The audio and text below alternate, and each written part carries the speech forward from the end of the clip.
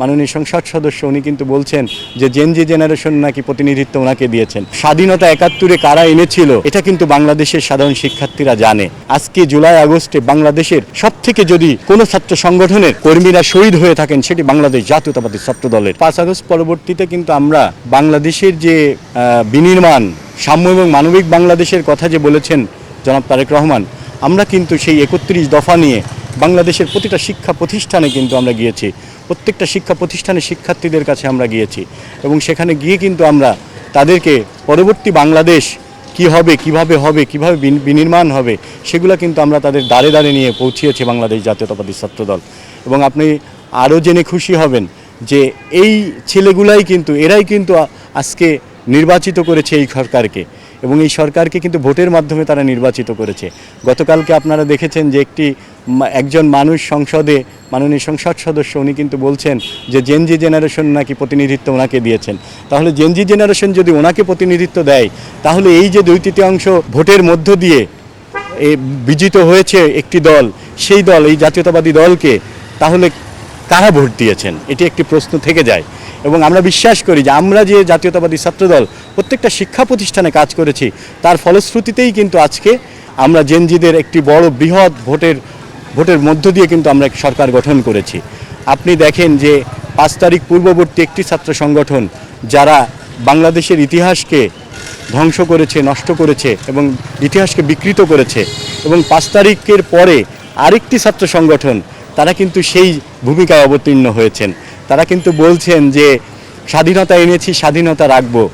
দেশের মানুষকে প্রতিদিন সুরক্ষিত রাখার প্রত্যয় নিয়ে সেফটি কেবল সহ এলো সেফ সিলিং ফ্যান। স্বাধীনতা ৭১-এ কারা এনেছিল এটা কিন্তু বাংলাদেশের সাধারণ শিক্ষার্থীরা জানে। ৬৯-এ কী করেছে সেটাও বাংলাদেশের সাধারণ শিক্ষার্থীরা জানে। তারা ভাষা আন্দোলনের সময় কোন পক্ষে ছিল সেটাও কিন্তু বাংলাদেশের সাধারণ শিক্ষার্থীরা জানে। তো সঠিক ইতিহাসকে বিকৃত করে কখনোই একটি ছাত্র সংগঠন তার মূল উদ্দেশ্য হাসিল করতে পারে না। তাই আমি বিশ্বাস করি যে ছাত্র সংগঠন আবার বাংলাদেশের সঠিক ইতিহাসকে নষ্ট করার পায়তারা করছেন, যে স্বাধীনতা এনেছি, স্বাধীনতা রাখবো, ৭১-এর বিরোধিতা কারা করেছে সেটা কিন্তু বাংলাদেশের শিক্ষার্থীরা জানে। আজকে জুলাই আগস্টে বাংলাদেশের সবথেকে যদি কোনো ছাত্র সংগঠনের কর্মীরা শহীদ হয়ে থাকেন সেটি বাংলাদেশ জাতীয়তাবাদী ছাত্র দলের। আপনি 142 জনের উপরে পোস্টেড এবং কর্মী কিন্তু আমাদের শহীদ হয়েছেন। আপনি এখানে শহীদ ওয়াসিম, যিনি আমাদের পোস্টেড ছাত্রনেতা ছিলেন, তিনি ছাত্রদলের একজন পোস্টেড নেতা ছিলেন। আমাদের মাগুরার সিনিয়র যুগ্ম সাধারণ সম্পাদক মেহেদি হাসান রাব্বি, তিনি এই আন্দোলনে শহীদ হয়েছেন। তিনিও কিন্তু বাংলাদেশ জাতীয়তাবাদী ছাত্রদলের একজন পোস্টেড নেতা ছিলেন এবং তিনি কিন্তু সরাসরি সম্মুখ সারির যোদ্ধা ছিলেন। তো ইতিহাস এবং দলিলাদি এবং প্রমাণিত যে সত্য এবং এই জুলাই আগস্টের প্রমাণিত সত্য যে বাংলাদেশ জাতীয়তাবাদী ছাত্রদলের একাধিক নেতাকর্মী কিন্তু এখানে শহীদ হয়েছেন এবং তারা আন্দোলন সংগ্রামে সবসময় কিন্তু সম্মুখ সারিতে ছিলেন। তাই আমি বিশ্বাস করি যে এই ধরনের ইতিহাস বিকৃত কাজ কোনো ছাত্র সংগঠন করবে না বলে আমি বিশ্বাস করি।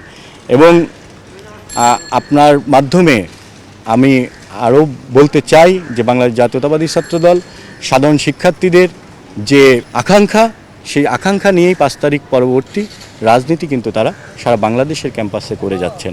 এবং এখানে কোথাও কিন্তু আপনি কোনো কথা শুনতে পারবেন না যেখানে যে কোনো ছাত্রদলের কোনো একজন যে কোথাও সিট দখল করেছে, কোথাও ভর্তি বাণিজ্যের ভিতরে ছিল, কোথাও কোনো সাধারণ শিক্ষার্থীদের কষ্ট হয়, সেই ধরনের কোনো কর্মকাণ্ডে বাংলাদেশ জাতীয়তাবাদী ছাত্রদল কখনোই ছিল না এবং ভবিষ্যতেও থাকবে না বলে আমি বিশ্বাস করি।